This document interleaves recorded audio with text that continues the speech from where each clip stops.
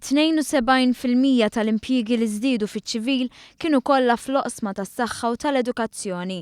Dan ħareġ fi tweġiba li l-Prim Ministru ta' b'risposta għal mistoqsija parlamentari dwar l-ammont ta' impjiegi fis-settur pubbliku.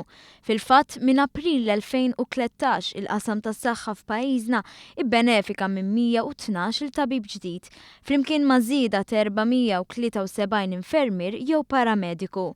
Fl-istess perjodu l-impjiegi fil-gradi tal-edukazzjoni żdiedu b'224, żieda marġinali ta' 22 impjieg kienet reġistrata wkoll fil-Korp tal-Pulizija.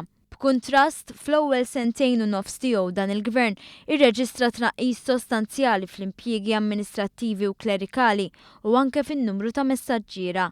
B'kollox hawnhekk l-impjiegi maċ-ċivil naqsu b'145. Dan kollu jkompli jikkonferma li tnaqqis fil-qata l-inqas rata fl-istorja riċenti tal-pajjiż hija primarjament ir-riżultat ta' żieda fl-impjiegi fis-settur privat, settur li fl-aħħar sentejn u nofs seta' jiffjorixxi f'ambjent ekonomiku b'saħħtu u stabbli.